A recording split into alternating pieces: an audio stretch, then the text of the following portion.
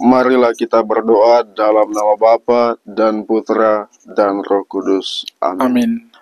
Ya Allah yang Maha Kasih, kami mengucap syukur dan berterima kasih atas rahmat-Mu bagi kami, atas pemeliharaanmu bagi kami sepanjang malam tadi hingga pagi hari ini.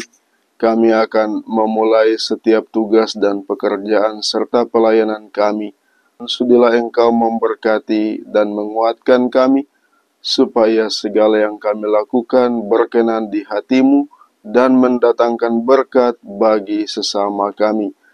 Dikaulah Allah kami yang hidup dan berkuasa kini dan sepanjang segala masa.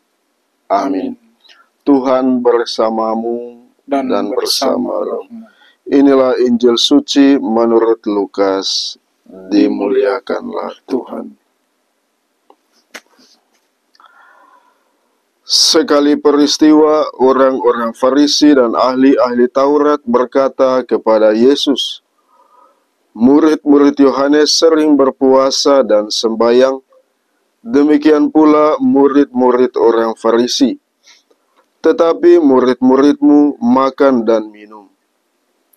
Yesus menjawab, "Dapatkah sahabat mempelai disuruh berpuasa selagi mempelai itu bersama mereka? Tetapi akan datang waktunya mempelai diambil dari mereka, pada waktu itulah mereka akan berpuasa." Yesus mengatakan juga suatu perumpamaan kepada mereka. Tiada seorang pun mengoyakkan secari kain dari baju yang baru untuk ditambalkan pada baju yang tua. Sebab jika demikian, yang baru itu pun akan koyak. Apalagi kain penambal yang dikoyakkan dari baju baru tidak akan cocok pada baju yang tua.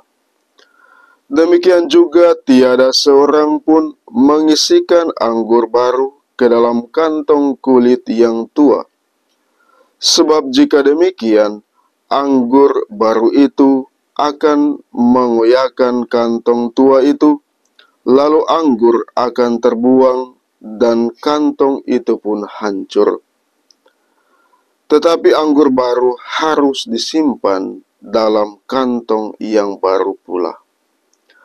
Dan tiada seorang pun yang telah minum anggur tua ingin minum anggur yang baru, sebab ia akan berkata, anggur yang tua lebih baik.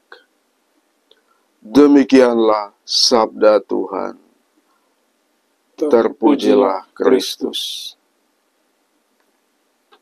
Bapak, Ibu, saudara-saudariku yang terkasih dalam Tuhan kita Yesus Kristus, melalui bacaan Injil pada hari ini, Tuhan Yesus hendak menyadarkan kita semua akan betapa pentingnya kita memiliki pengalaman personal dan perjumpaan serta persatuan dengan Yesus.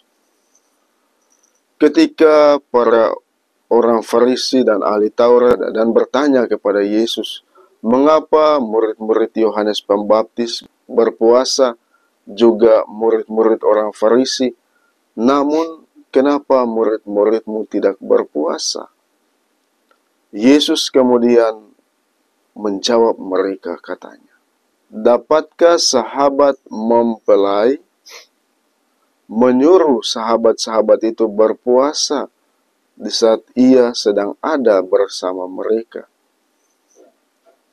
Akan tiba saatnya mempelai itu pergi dan mereka pun akan berpuasa."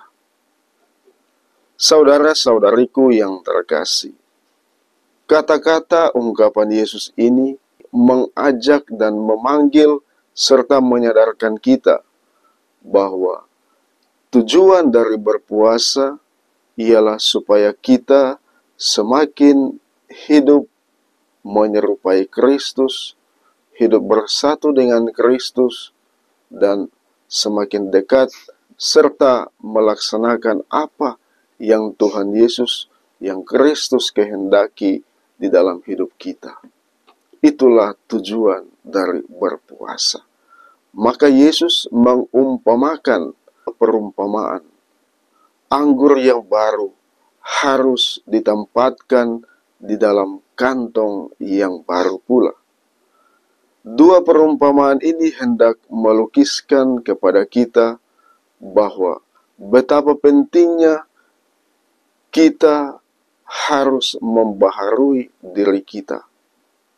Hidup kita, cara kerja kita, cara pandang kita, cara merasa hendaknya dibaharui selalu. Kita dipanggil untuk senantiasa berubah dan bertobat dan mendekatkan diri dengan Tuhan. Kalau kita hanya menekankan kebiasaan-kebiasaan lahiriah tanpa sebuah pertobatan, pembaharuan diri, dan perjumpaan yang akrab dengan Tuhan, maka berpuasa yang kita jalankan belum sungguh-sungguh memperoleh arti dan makna. Oleh karena itu, Yesus menegaskan kepada kita, anggur yang baru harus ditempatkan di dalam kantong yang baru pula. Demikian juga, hidup kita mestinya semakin diperbaharui agar supaya kita benar-benar bersatu dan dekat dengan Tuhan. Dekat dengan Tuhan bukan tanpa sebuah pembaharuan diri. Kita mesti selalu dan senantiasa berubah dari waktu ke waktu agar supaya kedekatan dengan Tuhan semakin berbuah di dalam hidup kita. Mari saudara-saudariku yang terkasih, baharuilah diri kita dari saat ke saat. Dekatkanlah diri kita kepada Tuhan dan senantiasa menjadi orang-orang yang menghasilkan buah di dalam hidup. Tuhan memberkati kita sekalian. Amin. Allah Bapa yang Maha Kasih, kami bersyukur dan berterima kasih kepadamu atas firman-Mu yang telah menguatkan kami. Kami mohon kepadamu, semoga pada hari ini, dalam setiap tugas dan pekerjaan kami, Engkau selalu menuntun dan menjaga kami, agar supaya hidup kami selalu dan senantiasa ada di dalam lindungan tangan kasih-Mu. Doa ini kami panjatkan kepadamu lewat pengantaran Kristus Tuhan kami. Amin. Semoga Allah yang Maha Kuasa melindungi, membimbing, dan memberkati saudara-saudari sekalian dengan berkat-Nya yang melimpah, Bapa dan Putra dan Roh Kudus. Amin.